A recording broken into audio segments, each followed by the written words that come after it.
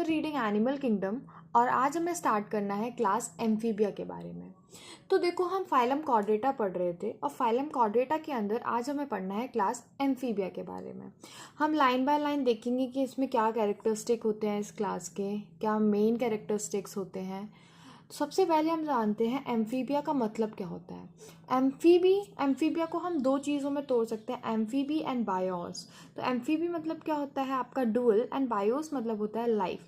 Dual life मतलब क्या होता है कि ये एक्वेटिक मतलब पानी में और टेरेस्ट्रियल मतलब लैंड पे।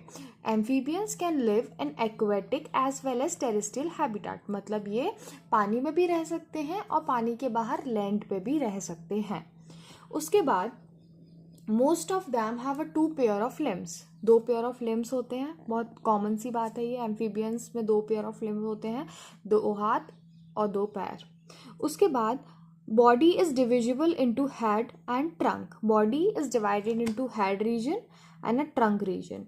और टेल प्रेजेंट हो भी सकती है और नहीं भी प्रेजेंट हो सकती है। जैसे ये देखो, ये आपको एग्जांपल दिया है सैलमेंडर का, इसमें टेल आपके प्रेजेंट है।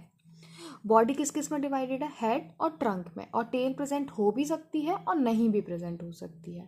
और आपने मेढक देखा होगा, तो मेढक की जो स्किन होती है वो आपने देखी होगी मॉइस्ट होती है, मतलब गीली होती है थोड़ी सी स्किन। तो लिखा हुआ है the amphibian skin is moist without scales. Scales absent होते हैं इनकी बॉडी पे। उसके बाद आई में आईलेट्स होते हैं, पलकें होती हैं इनके पास। अब देखो, आपने देखा होगा मेढक तो सबने देखा है, मेढक एम्फीबिया होता है, ठीक है।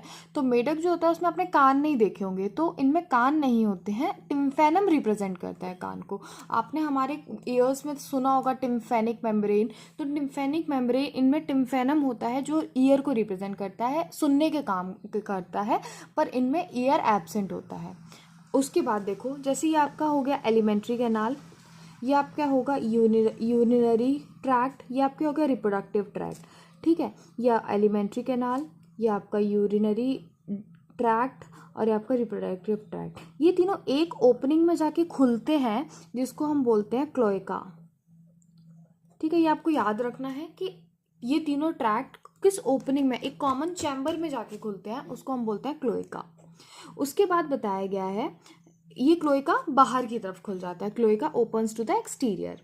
उसके बाद रेस्पिरेशन की बात की गई है।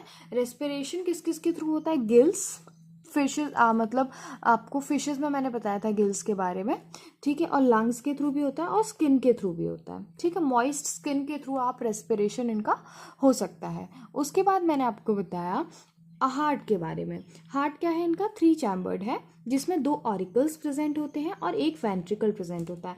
देखो, आपको ये याद रह जाएगा कि 3 चैम्बर्ड हार्ट है, लेकिन आपको ये भी याद रखना है कि 2 ऑरिकल्स हैं और एक वेंट्रिकल है। जब आप पढ़ेंगे 4 चैम्बर्ड हार्ट, तो उसमें 2 ऑरिकल्स एंड 2 वेंट्रिकल्स होंगे। आपने अभी पढ़ा था कौन सा हार्ट, 2 चैम्बर्ड हार्ट फिशेस में, जिसमें 1 ऑरिकल और 1 वेंट्रिकल था। उसके बाद आपको बताया है कि ये जो होते हैं ये कोल्ड ब्लडेड एनिमल्स होते हैं।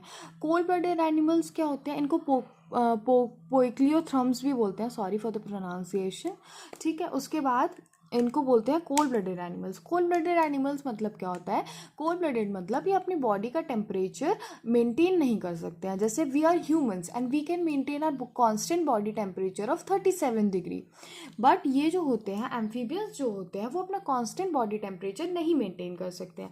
यदि बाहर का टेम्परेचर डाउन होता है तो इनकी बॉडी का भी टेम्परेचर डाउन हो जाता है। उसके बाद बताया है सेक्सेस आर सेपरेट, मतलब मेल अलग होगा, फीमेल अलग होगी, which is a good feature, which is advance feature. उसके बाद फर्टिलाइजेशन इज एक्सटर्नल, मतलब ये अपने गैमेट्स बाहर पानी में ले करेंगे और एक्सटर्नल फर्टिलाइजेशन होगा, बॉडी के अंदर फर्टिलाइजेशन नहीं होता। They are viviparous, sorry they are oviparous, मतलब दे ले एग। उसके बाद डेवलपमेंट इज इनडायरेक्ट। उसके इनडायरेक्ट डेवलपमेंट मैंने आपको बताया था क्या होता है, लार्वल स्टेजेस प्रेजेंट होती हैं। उसके बाद एग्जांपल दिए गए आपको, बुफू मतलब टोड। आपको फ्रॉग का बायोलॉजिकल नेम पता होना चाहिए, राना। ट्री फ्रॉग बताया गया है, हाइला को बोलते हैं। सैलमेंडर का आपको डायग्राम भी दिया गया है। इक्थियोफिसिस का लिम्बलेस एम्फीबिया जो होता है, ये आपसे बहुत पूछा जाता है, इक्थियोफिस का होता है, लिम्बलेस एम्फीबिया का एग्जाम्पल आपसे पूछा जाता है, तो दिस इज़ वेरी इंपॉर्टेंट। फिर उसके बाद आपको डायग्राम भी बताया गया है। देखो, राना का डायग्राम तो आप पता कर ही लेंगे कौन सा है, और सैलमेंडर का डायग्राम आपको दिया गया है। देखो, सैलमेंडर का जो ऐसा नाम है बायोलॉजिकल नाम है उसकी स्पेलिंग अलग है, जो कॉमन नाम है उसकी स्पेलिंग अलग है। ओके।